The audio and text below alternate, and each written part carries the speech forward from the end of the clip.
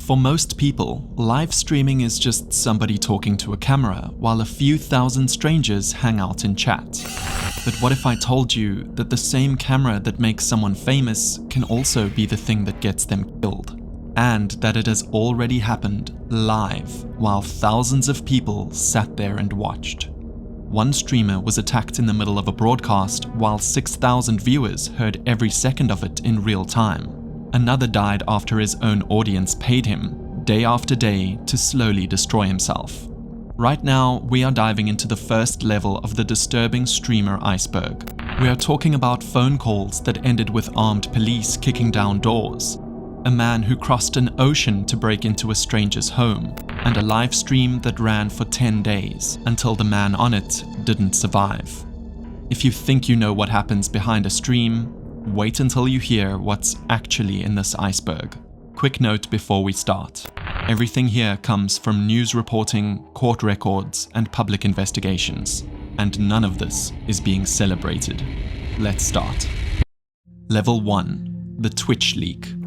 In October 2021, somebody uploaded a single file to 4chan, and within hours, it had ripped the curtain off the entire streaming industry. The file was 125 gigabytes. It held almost everything Twitch didn't want the public to see, including the platform's complete source code and its internal security tools. But the source code isn't what made this leak infamous.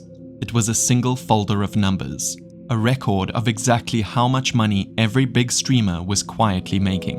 The leak covered creator payouts from 2019 all the way to 2021, with real names sitting next to real numbers. The streamer XQC had earned around $752,000 in a single month. The channel Critical Role had pulled in roughly $9.6 million over the period.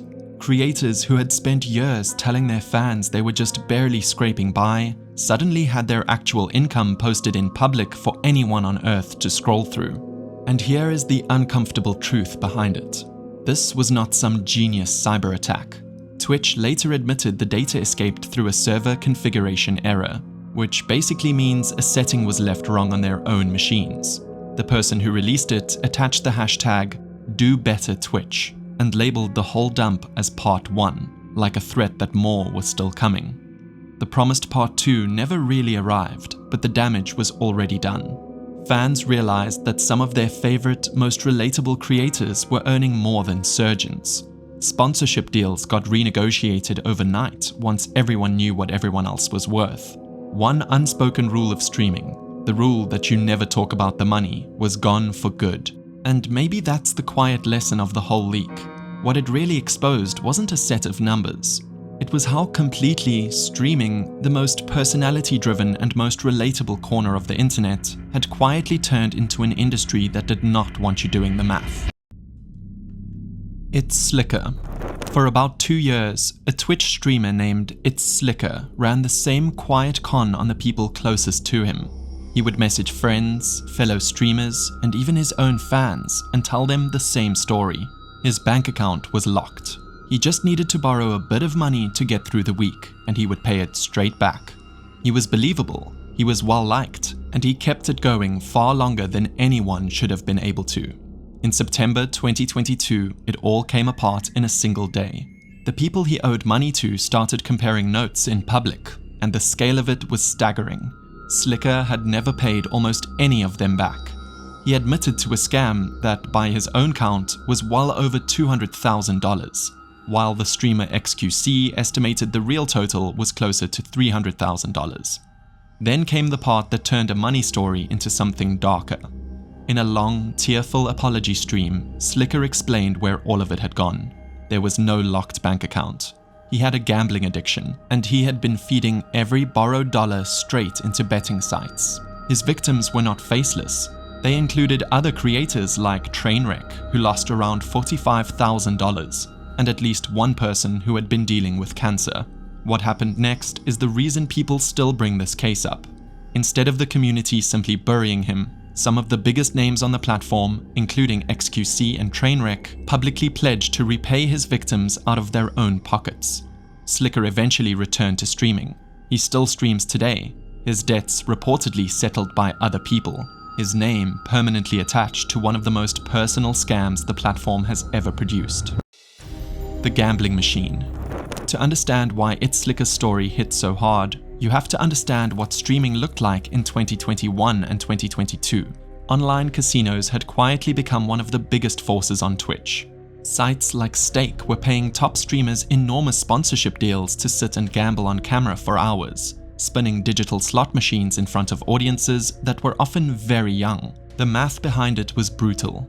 A streamer could be handed money by the casino, gamble it live, and make the losses look painless and even fun, while thousands of viewers watched and absorbed the idea that this was normal. Critics inside the community had been warning for a long time that the platform was effectively running gambling advertisements aimed at minors, and the Sliker scandal turned that quiet worry into a roar.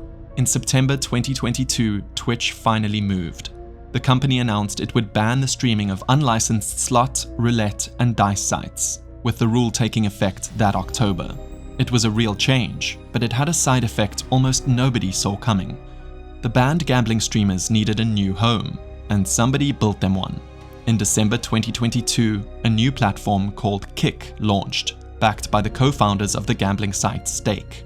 Kick offered creators a 95% cut of subscription money and far looser rules about what they could broadcast. A scandal about protecting viewers from gambling had, in a strange and almost poetic way, given the gambling industry its own streaming platform.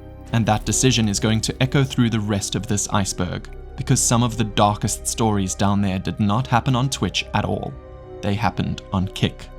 This was only level 1 of our iceberg. We are barely scratching the surface of what live streaming has actually produced. As we go deeper, the scandals stop being about money, the danger stops being online, and the line between a broadcast and a crime scene starts to disappear. Stay with us until the final level, because what we found at the very bottom involves a streamer who lost her life in front of her own audience, a man abused for 10 days straight on a live stream, and the streamers whose own fans paid them in real time to push them past a point a body can come back from. Level 2. We're now entering level 2, and this is where you stop being able to trust the things you are looking at. Everyone on this level built an audience on a story, and the story was not true. Sketchek. Sometime around 2015, a popular creator in the Team Fortress 2 community, who went by the name Sketchek, told his audience that he was dying. He said he had a terminal illness. He didn't give many specific details, and then slowly he went quiet. And then he was simply gone. His community did what communities do when they lose one of their own. They grieved him, and the grief reached a place almost no online death ever reaches. Valve, the company that actually makes Team Fortress 2, did something it almost never does for a single creator. It added an item to the game in his memory, a permanent in-game tribute, so that a small piece of Sketchek would stay inside the world he loved forever.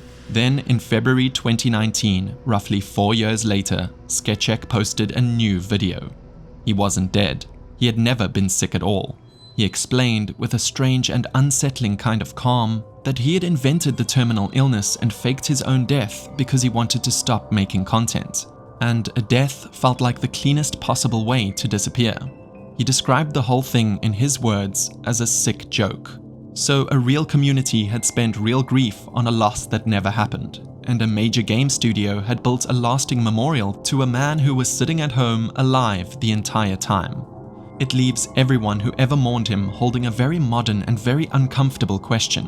When the only version of a person you have ever known is the one on your screen, what is it that you're actually grieving when they tell you they're gone? And how could you ever really know if any of it was real? The poverty set. On Chinese live streaming apps, there is an entire genre built on sympathy. A creator stands in a poor, remote village, shows the audience the hardship around them, and asks viewers to help by buying the local produce.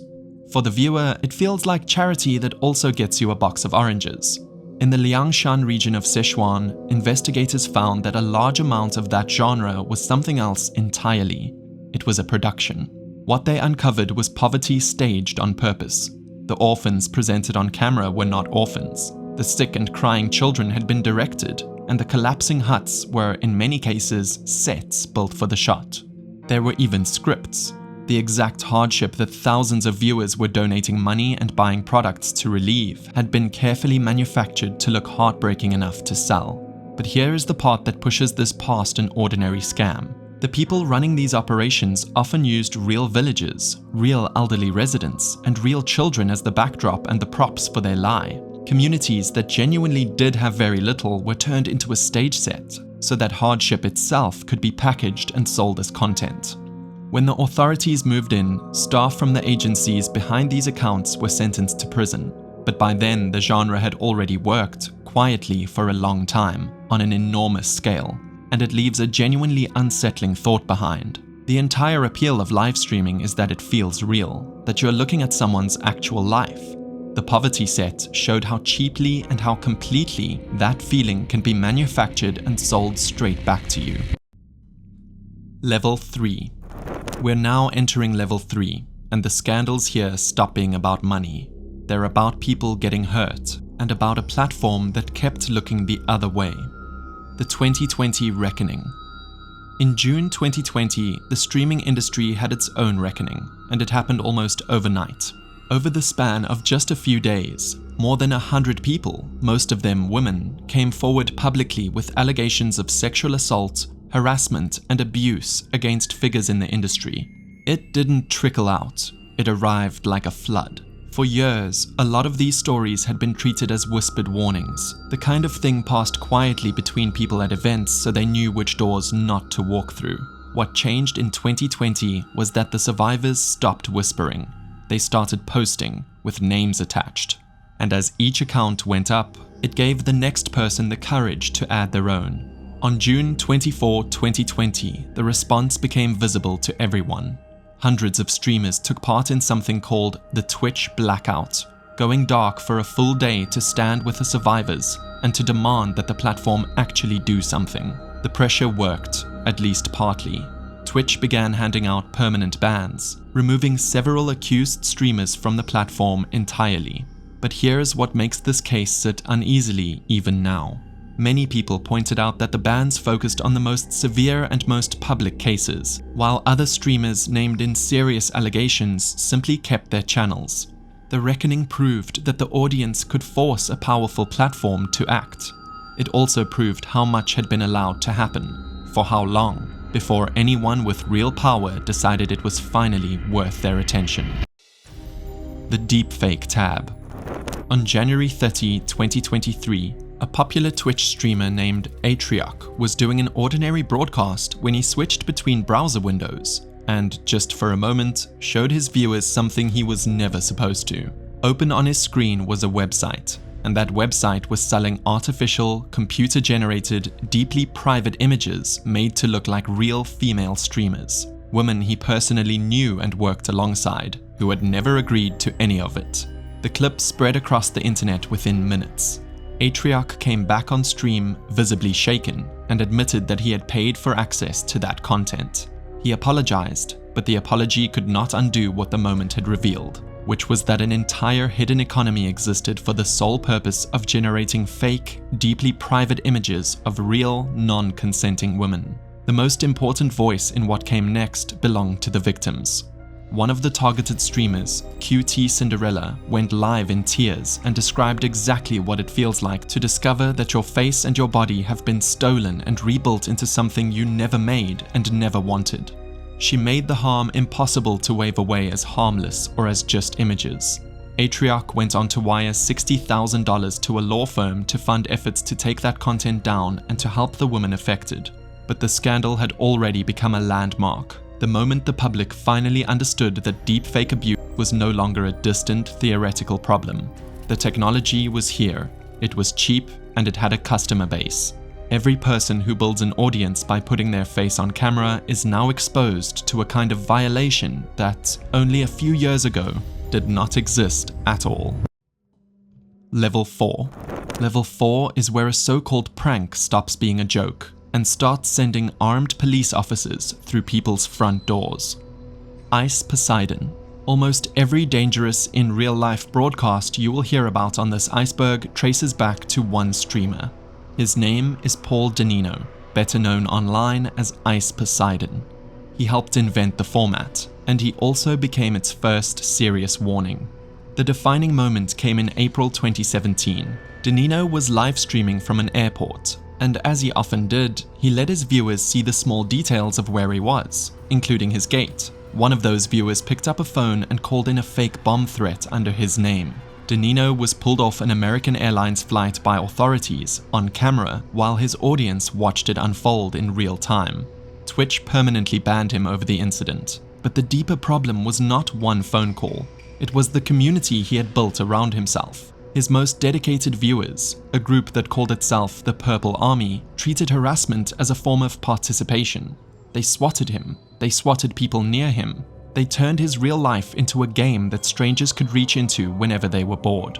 Danino later tried to organize the whole IRL movement into a streaming collective, but it collapsed in 2019 after the FBI raided his home. The format he pioneered, though, did not collapse. It only grew. He had shown that broadcasting your real location to a faceless audience could pull in massive views. He had also shown exactly what kind of people that invitation attracts, and the streamers who came after him would pay for that lesson in far worse ways. The swatting epidemic. The fake bomb threat that hit Ice Poseidon was not a one-off. It was the start of a tactic, and the tactic has a name. It's called swatting, and it works like this. Someone makes a false emergency call to the police, usually claiming a shooting or a hostage situation, and gives the address of their target. The goal is to send a heavily armed police response to an innocent person's door, in real time, ideally while that person is live on camera. By 2023 and 2024, swatting streamers had become an epidemic. It stopped being shocking and started being routine. Some of the most popular creators on Twitch and Kick were swatted live, again and again. Audiences watched officers with weapons drawn enter the homes of people whose only crime was broadcasting a video game. In some cases, the streamer was handcuffed on camera, in their own house, while millions of strangers watched and the chat scrolled past. In October 2023, the pressure finally forced a formal response. Twitch added swatting and doxing directly to its enforceable rules, treating them as serious offenses that could get a user banned even for things they did off the platform. But a rule on a website cannot undispatch a police car. The real danger of swatting was never the inconvenience or the fear. It was the simple, physical fact that you were manufacturing a sudden, terrifying, armed confrontation between police and a person who had no idea it was coming. Sooner or later, a setup like that does more than frighten somebody. And by this point, in one case, it already had. The call that killed. On December 28, 2017, two players got into an argument during an online match of Call of Duty. The argument was over a wager so small it's almost unbearable to say out loud. It was about $1.50. One of them decided to swat the other, and to do it, he brought in a third man, a serial swatter named Tyler Barris, who placed false emergency calls for a kind of grim entertainment. Barris called the police in Wichita, Kansas. He claimed that he had shot his father and was holding the rest of his family hostage. He gave an address with total confidence. There was just one problem, and it was the problem that ended a life. The address was wrong. The man who had given it to Barris had supplied an old, incorrect address, and it belonged to someone with no connection to the argument at all. His name was Andrew Finch. He was 28 years old, and he was a father of 2. He had not been playing the game. He had never spoken to any of the people involved. He simply heard a commotion outside his own home and walked to his front door to see what was going on. Within seconds, a police officer who believed he was facing an active hostage situation opened fire, and Andrew Finch lost his life on his own doorstep. Tyler Barris was sentenced to 20 years in federal prison. The city of Wichita later settled with the Finch family for around $5 million. The two players whose petty argument started the entire chain were also charged. But no sentence and no settlement changes the core of what happened here. A man lost his life on his own doorstep, in front of his family, because of a video game bet worth less than a cup of coffee. So when people call swatting a prank, the only honest question to ask is this: at what point does a prank just become a way to get somebody killed and never have to look them in the eye? Level 5. We've reached level 5, and this is where the screen stops being a safe distance. This is where the danger steps out of the chat and onto the street.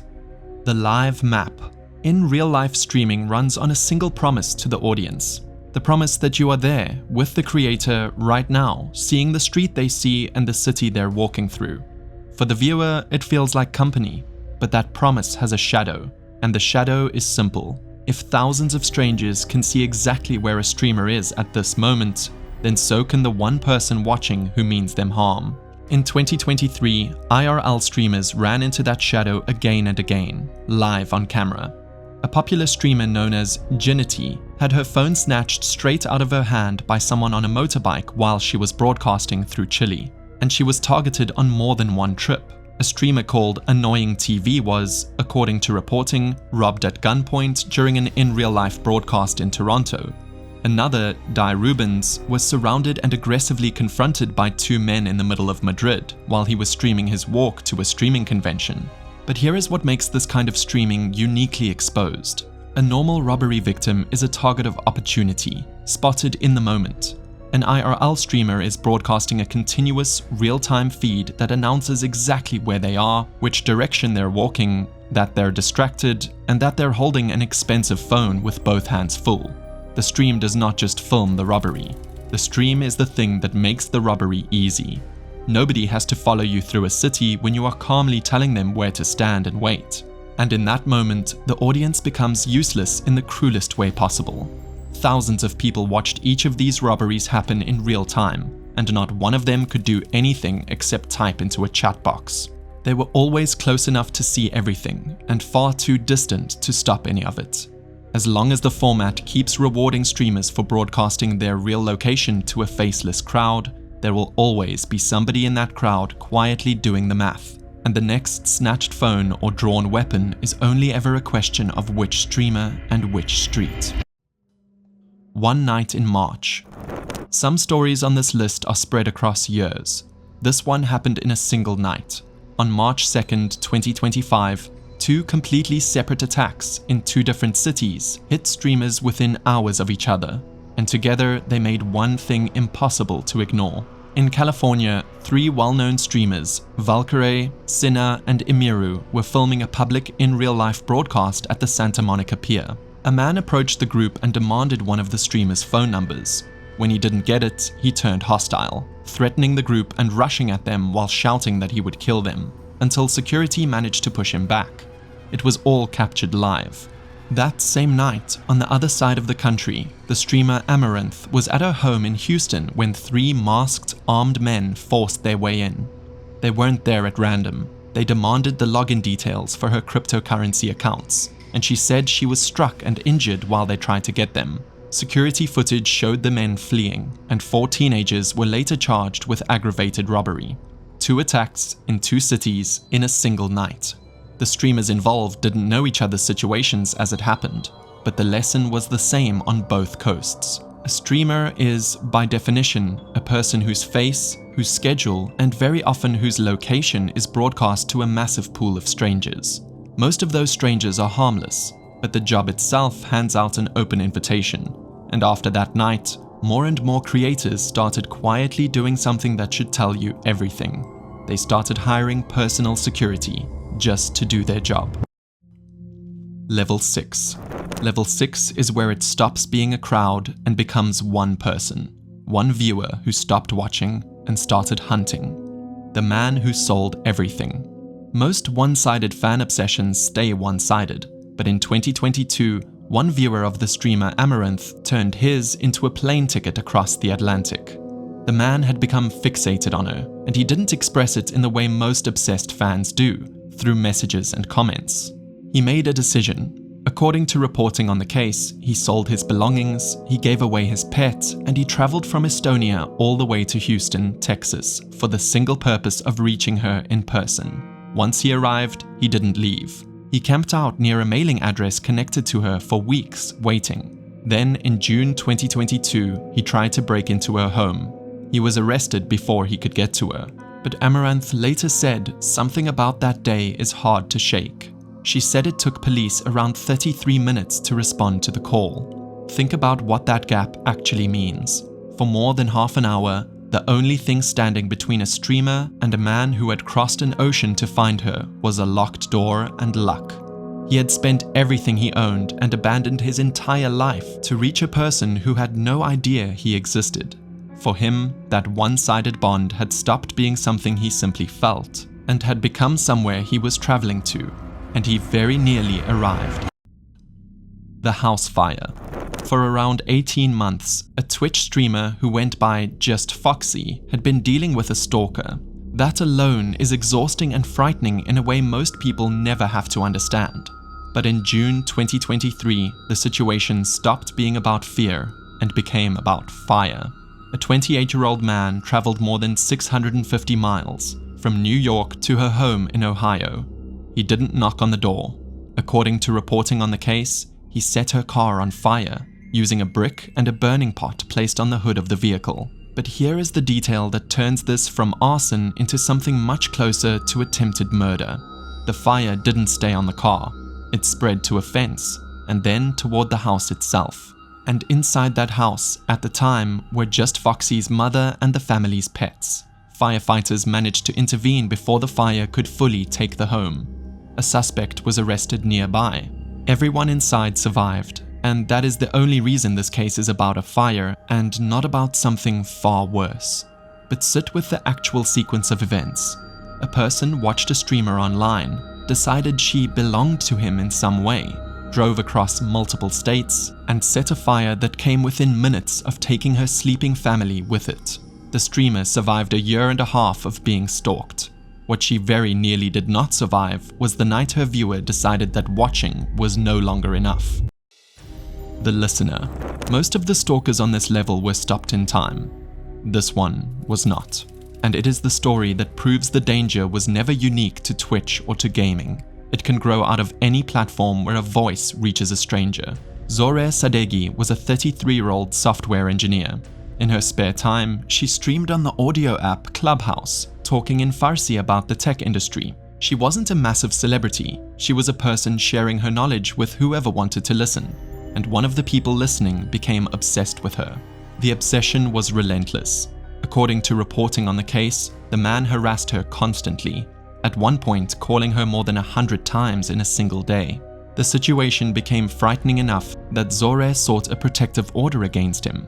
But the legal system moves at the speed of paperwork, and obsession doesn't. The order had not yet been served when in March 2021, the man broke into the Redmond, Washington home she shared with her husband, Milad Nazari. Both Zoreh and Milad lost their lives that night. Two people, married and building a life together, were gone because one of them had spoken into a microphone and a stranger decided that her voice belonged to him. She did everything a person is supposed to do. She recognized the danger. She went to the police. And she asked the law for protection. It simply didn't reach her in time. So when a creator says that a stalker is probably harmless, ask yourself this: how many of the people on this level thought exactly the same thing, right up until the night they were proven wrong? Level 7. We've reached level 7, and this level has an honest name for itself. They call it trash streaming. And on this level, the cruelty is not an accident or a side effect. The cruelty is the product. Malstroy. In October 2020, a Belarusian streamer named Andrei Burim, who goes by Malstroy, was hosting exactly the kind of broadcast that defines this genre. It was a live-streamed party, full of guests, performing for a large paying audience. And on that stream, in front of all of them, he grabbed a 21-year-old model and slammed her head down against a table. It was not a single glancing moment. It happened more than once, on camera, and she was left visibly injured while the broadcast simply carried on around her. The clip spread across the internet almost instantly, because that is what this format guarantees. The camera is always rolling, which means the worst thing that happens is always recorded, and always ready to be shared. The legal consequence was close to nothing.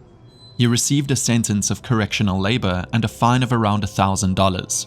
And in the months and years after the assault, Malstroy did not shrink or quietly disappear. He grew, his audience got bigger, his numbers climbed, and he went on to become one of the most viewed streamers in the entire Russian-speaking internet. That is the engine underneath trash streaming, laid completely bare. A man assaulted a woman on a live stream, and the machine around him did not process it as a crime. It processed it as content, as a viral moment that made the channel bigger than it had ever been. When your own audience answers the worst thing you've ever done with the best numbers you've ever had, you've not really been punished at all. You've been handed a business model. Passed around. The Malstroy case was loud, public, and over in a few seconds. This one is the opposite. It was quiet, it went on for years, and it happened to a man most of the audience never bothered to learn the full name of. According to reporting by Radio Free Europe, a Russian man named Valentin Ganechev, who has a disability, became something the trash streaming world started to treat almost as shared property. Over a long stretch of time, he was reportedly passed from one streamer to the next, by some accounts as many as 7 of them. He would live inside a streamer's home, he would be put in front of the camera, and viewers would send money to watch him be humiliated and mistreated.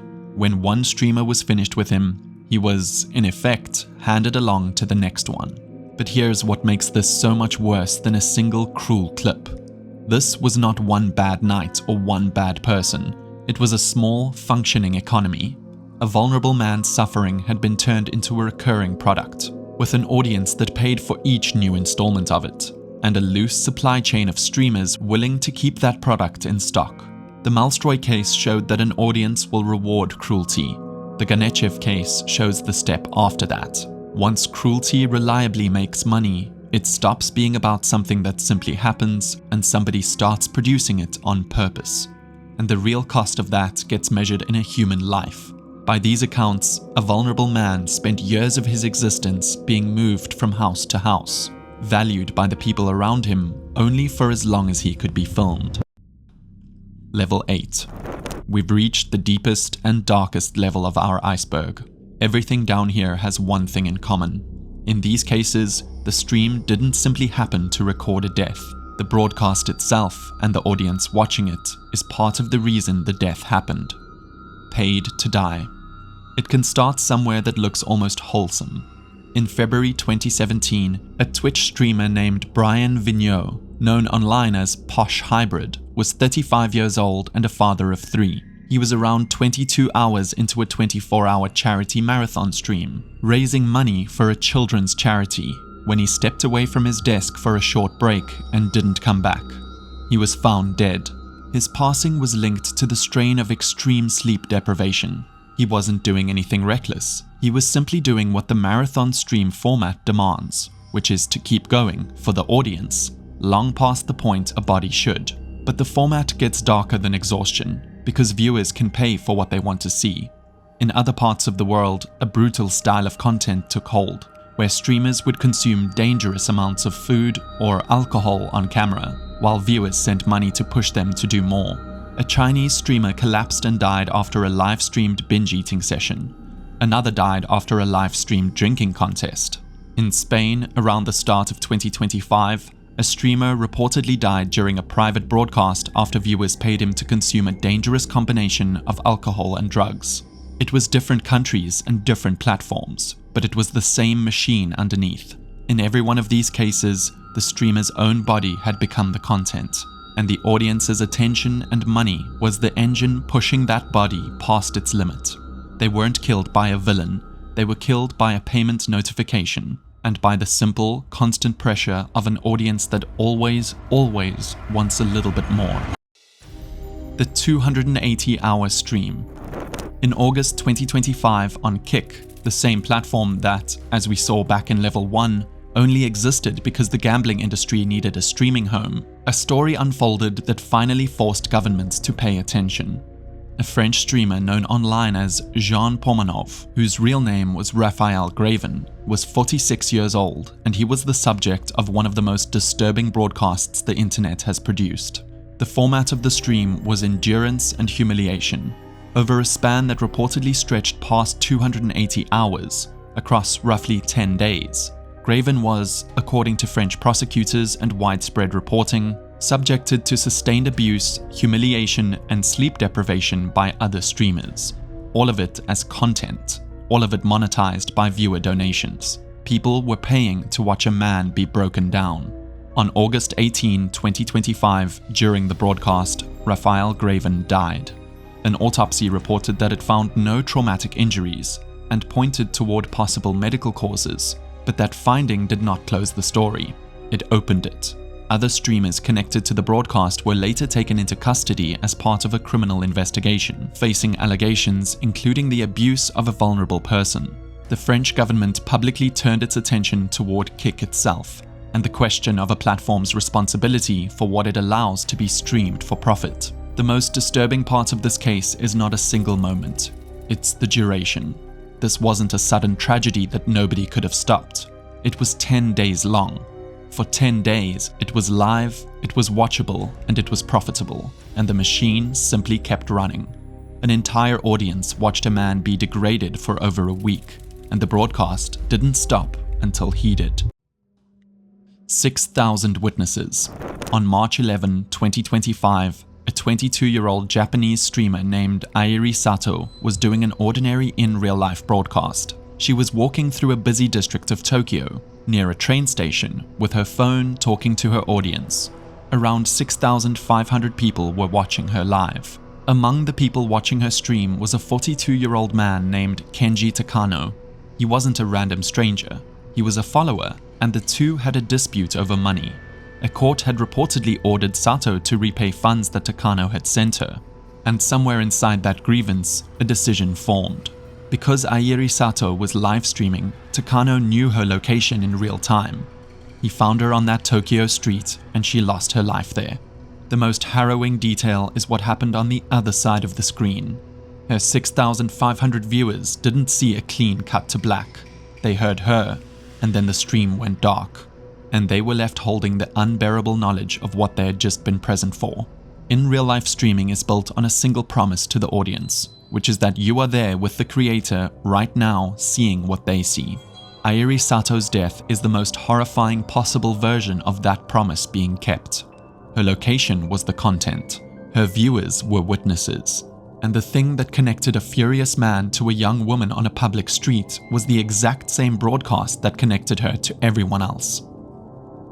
We started this iceberg with a leaked file that broke the unwritten rule about how much streaming actually makes. We finished it with a man who died on a Kik broadcast that ran for 10 days, on a platform that only existed because of the scandal that opened Level 1. Between those 2 points, that same machine, made of audience attention and payment notifications, was running underneath the entire descent. Sometimes the bill was paid in dollars. Sometimes the bill was paid in lives. I'm genuinely curious which of these stories is going to stay with you tonight. Was it Andrew Finch, killed on his own doorstep over a $1 video game bet? Or was it Airi Sato's 6,000 viewers, who tuned in for an ordinary walk through Tokyo and ended up as witnesses to something no one should ever have to hear? Here is the thought I keep coming back to. We tend to treat streamers as entertainment, as little windows we open and close whenever we feel like it. But on the other side of every one of those windows is a real person, with a real location, a real mind, and a real limit.